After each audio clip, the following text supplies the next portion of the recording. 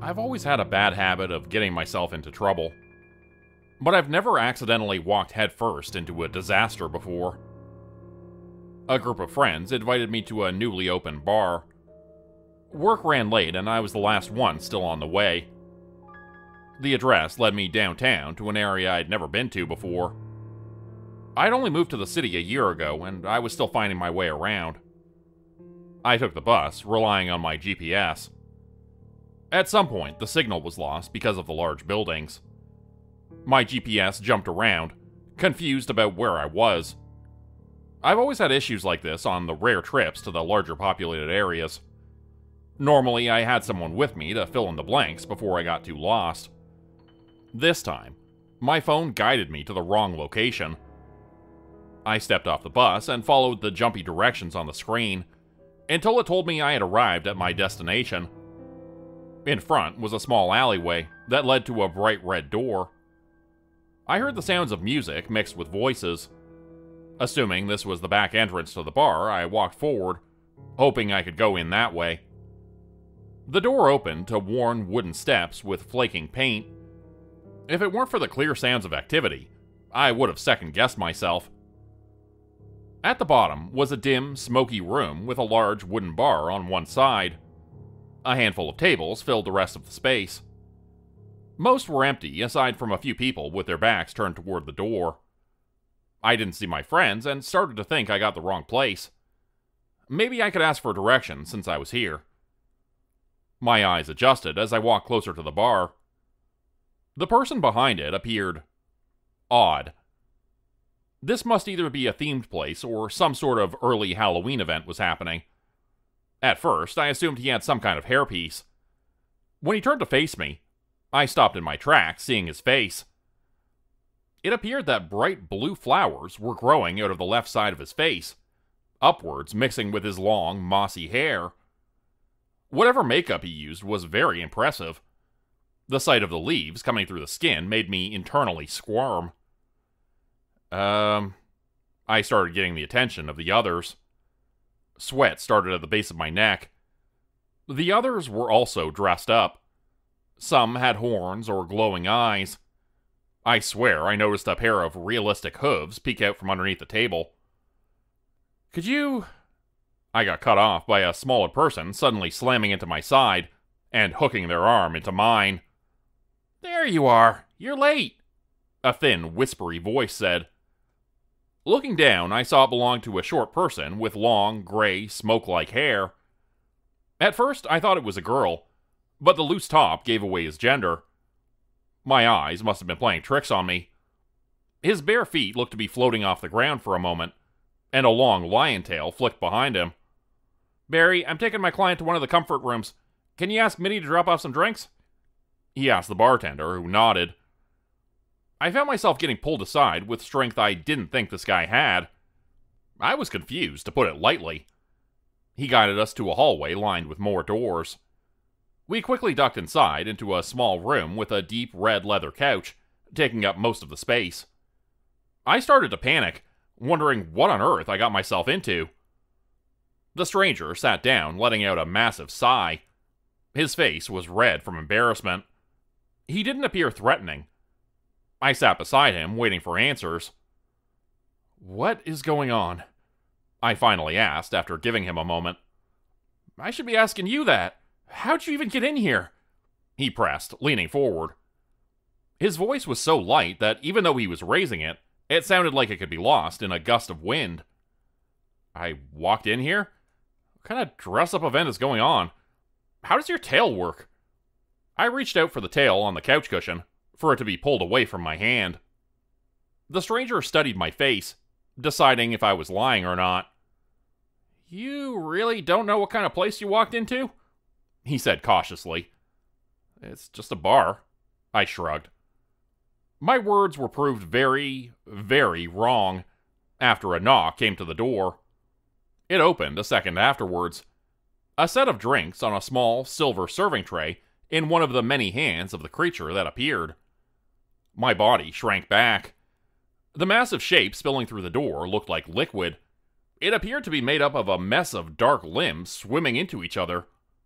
The drinks were set down on the small table, and the creature slipped away, leaving behind a strange burnt smell. I sat in shock, trying to get my heart to slow down. I was too scared to move, aside from glancing to my side to see if the other person in the room was freaked out as well. When I was able, I grabbed the drink, chugging it in one go. If it was poisoned, then I wouldn't need to deal with seeing any more of these monsters. "What the fuck was that?" I gasped. "Biddy. He's nicer than Mitty." "Yeah, that didn't explain anything at all." "What about you?" I said when I realized we never introduced ourselves. "I'm Wisp." He awkwardly held out his hand for me to shake. "Joey," I said, feeling odd that a simple handshake calmed me down a little. I stood, trying to pace around the room, attempting to make sense of all this. What is even going on? I mean, that was a monster. Things like that aren't real. How can they be without people knowing about it? I questioned, my fear coming back. "You want the really long and complicated answer you might not understand, or the simple one?" Wisp offered. "Simple." "Magic." He shrugged. I let myself sink back down onto the couch, head swimming.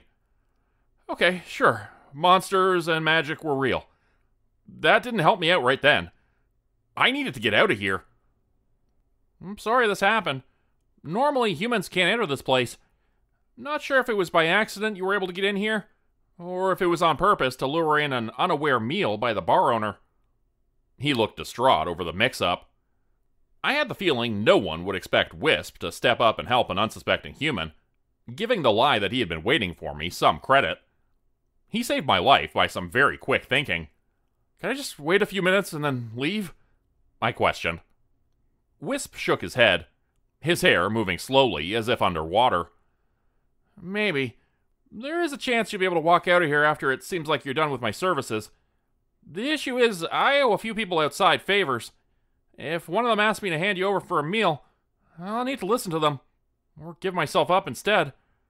I'd like to think of a way for both of us to get out of here," he explained with another shake of his head. I studied him closer than before.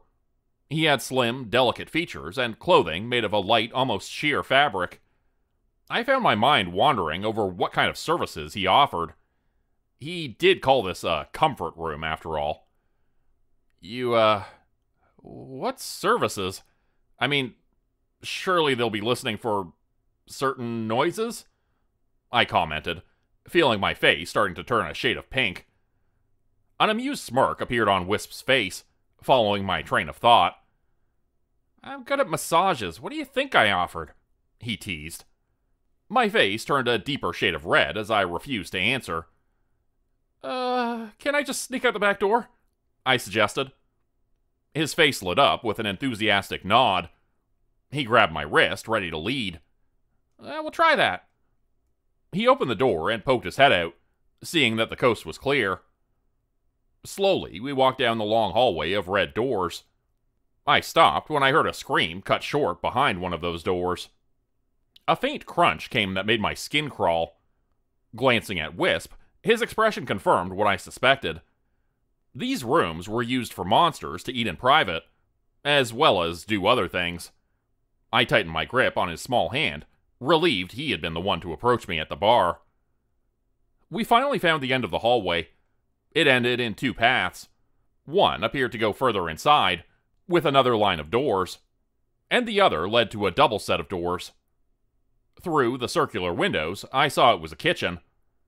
There was also a set of doors I assumed to be for some washrooms. We needed to get through the kitchen without anyone noticing us, and then we would be in the clear. Somehow, something had been following us without making a single sound. I suddenly felt eyes at my back. Glancing over my shoulder, I was met with a horrifying sight. The monster behind us had been the same one that served the drinks. The body filled the entire hallway behind us. The shapeless mass silently moved the countless limbs and black liquid connecting them. A hand from the mass reached out and pointed in the direction of the washrooms. Wisp gave me a stressed expression, showing I should go inside the room. Dragging Wisp behind me, we stumbled inside the room, locking the door behind us. The room was small, with only a single sink and 2 stalls. I waited for my heart to slow down enough to think clearly. "Should we?" I started. Voices outside made me shut up really fast. My hands flew to the door to keep it locked. "Do they know what room we're in?" the deeper voice asked. "Why are you asking? Unlike me, Wisp doesn't owe you a meal," the softer voice pointed out. "It's a human that walked in here of his own free will. He exposed himself to us. I can eat him if I want to without breaking any rules. Come on, I'll share." I held my breath, my brain almost shutting down from fear. God, why did I make such a mistake? How the hell was I going to get out of here with almost everyone in the building after my flesh? "Only if we ask Smile to cook the human for us. I'm a bit tired of raw food." The deep voice scoffed at the suggestion. For another minute or so, they had a discussion of what was the best way to eat humans. These two sounded human, and yet they weren't. I never expected monsters to come in so many different types. Biddy was a nightmare, and yet Wisp was gentle and kind. "Hey, Biddy, which way did they go?" the deep voice questioned. My heart stopped, and I felt Wisp place a hand on my shoulder. After a second, the voice thanked the silent creature. I heard the footsteps getting closer. Then, thankfully, they started down the other hallway. A knock came to the door. Wisp put a hand on mine, showing it was okay to come out. Biddy greeted us. A black shape pressed against the ceiling. Wisp nodded at it, then guided me back down where we came from. Biddy dripped down, expanding to fill the hallway behind us, shielding us from anyone who might see us from the other end of the hallway. We darted inside a room and collapsed on the couch, exhausted from the short trip. "Well, the entire kitchen wants to cook you, so no sneaking out the back for us," Wisp said, sounding disappointed. An idea came to me. "Biddy seems nice. Do you think him will get me out of here?" I suggested. Wisp rested his hand on his palm, thinking it over. "Supernatural creatures don't use money. Our world is based on a favor system. I won't get into how complicated it can get. But Biddy is bound by our rules to take something from a person if they ask something of him. From what I've seen, he acts nice and does a few small free things to lure a person into asking for a bigger favor. In exchange, he'll take a part of their body and add it to his own." So Biddy was out of the question. His guiding the other pair away wasn't out of the goodness of his heart. He wanted something out of me like everyone else. Aside from Wisp. "What about you? What do you get out of this?" I asked, hating how it sounded like I was accusing him of having some sort of ulterior motive. He sat down on the couch, not offended by the question. "Some creatures don't include humans in the favor system, simply because you're not part of our culture. It's unfair to hold you to our standards. However, some creatures won't eat if they don't.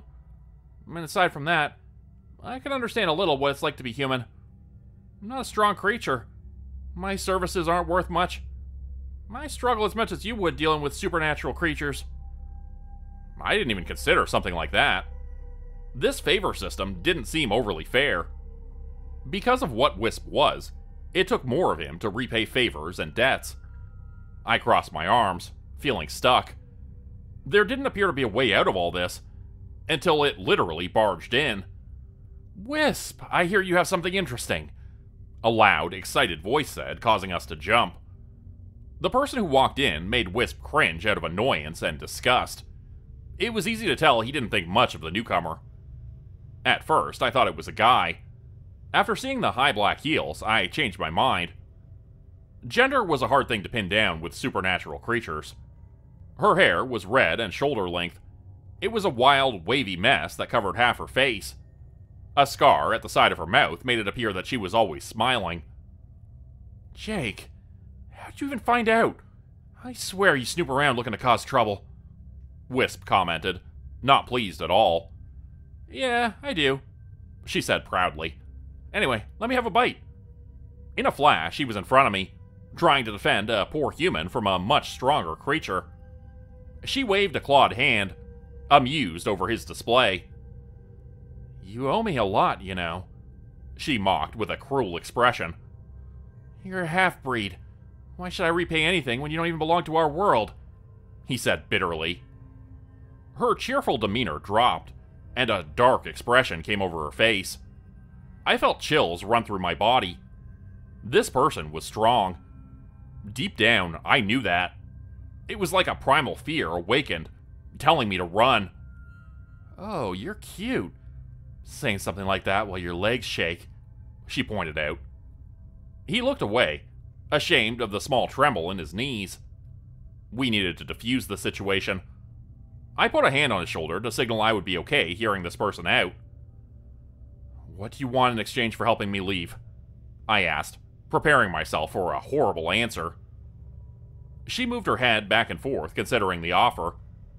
With some protest from Wisp, she reached out to take hold of my shoulders.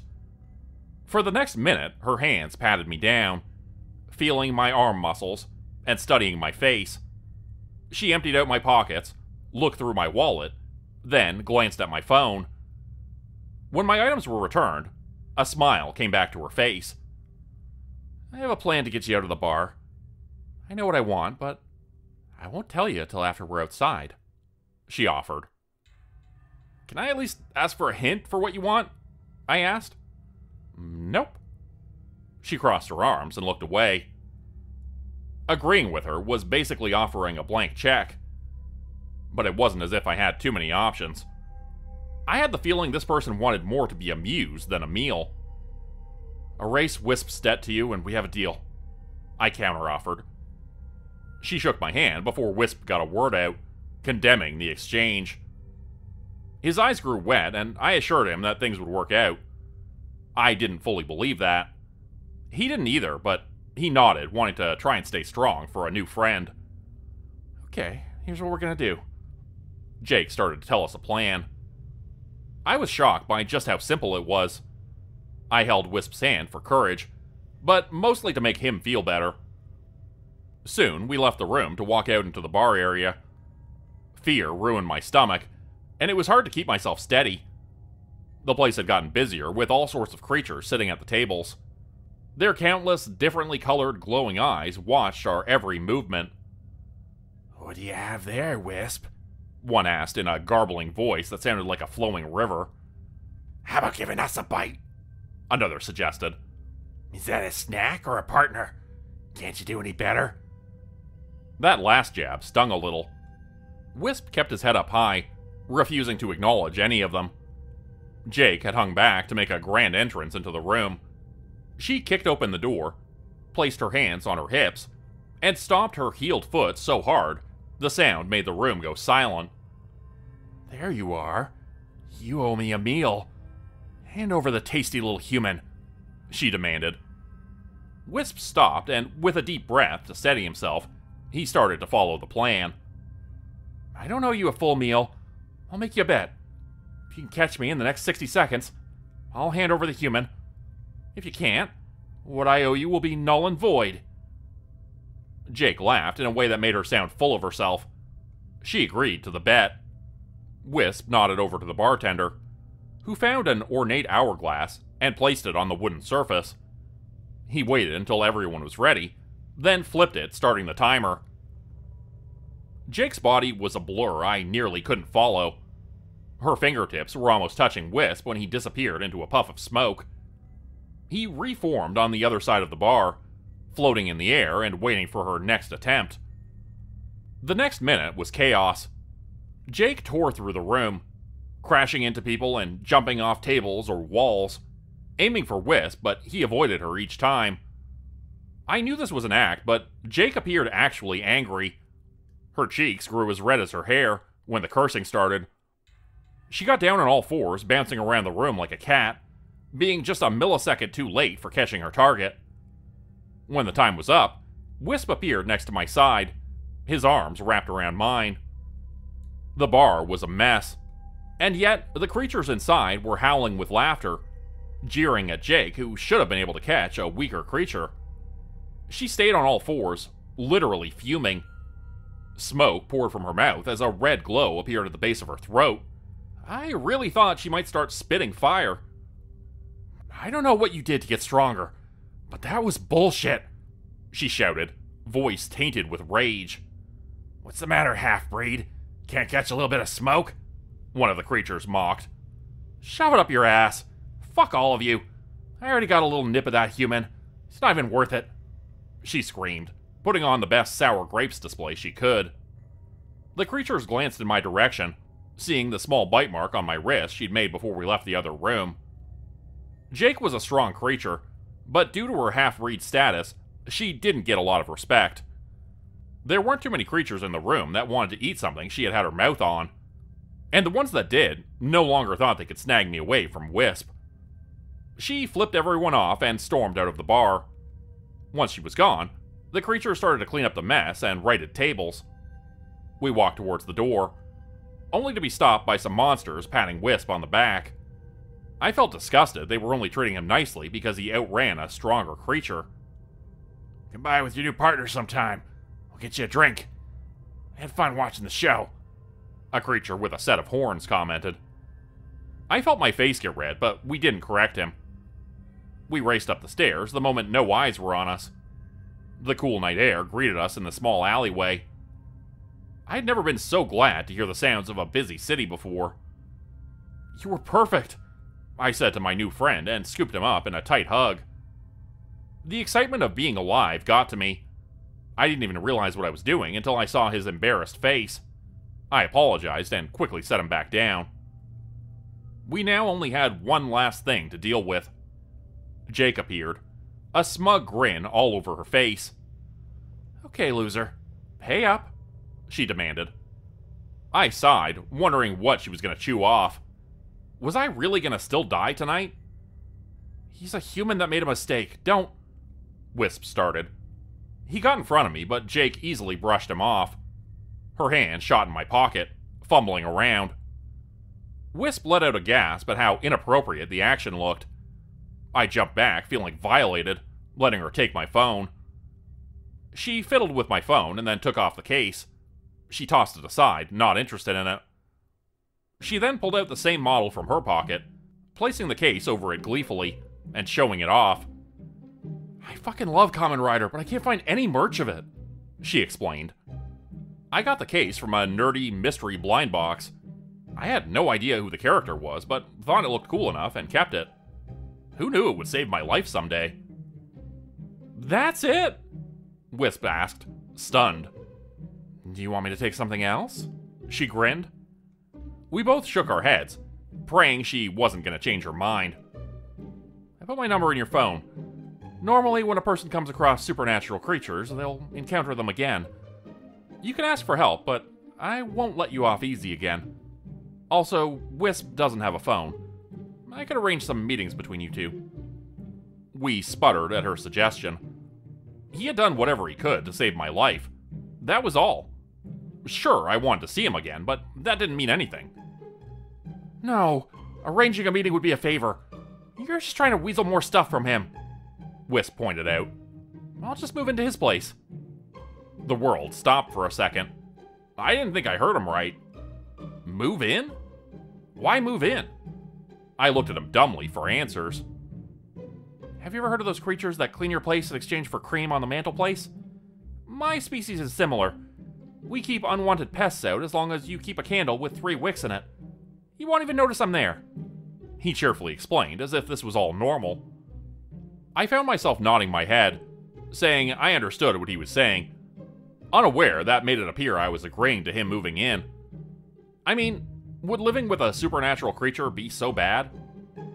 Jake smirked, thinking of something unpleasant, making me want to punch her in the face. Are you sure you'd be okay living with me? My place is sort of small, I commented, warming up to the idea. I don't need a lot of space. You can kick me out whenever you don't need my services. I frowned, not liking that suggestion. Did Wisp only hang out at the bar because he didn't have anywhere else to go? I didn't want him coming back here with people who didn't respect him. You think a taxi will pick us up? I wondered, looking him over. Any driver would have questions about his appearance. He shook his head and then reached up to pluck out one of my hairs. I know where you live. See you when you get home. his body disappeared in another puff of smoke, leaving me behind with Jake. She was grinning away, ready to tease me over the deal. I ignored her. My friends had been texting me, wondering where I was. I decided to lie and say something came up, and head home for the night. I hope I don't need to use Jake's number again. Right now, I really do not want to come across any other supernatural creatures again. At least, besides my good-mannered and polite new roommate. Become a channel member today for early access, bonus videos, and special emojis only available to members. Check out the description below or click the join button for more info. If you'd like another way to help support the channel, please consider joining my Patreon page at patreon.com/JordanGroupHorror. As a patron, you'll get access to bonus videos and content. You'll be credited at the end of every video going forward. And if you decide to stay for 3 months, I'll name a character after you, which will be featured in a Hollow's End story. Links to join the Patreon are in the description. Thanks everyone for listening. Please like, subscribe, and comment to help the channel continue to grow. And see you again next time at 4 p.m. Eastern Standard Time. Hope you have a great night.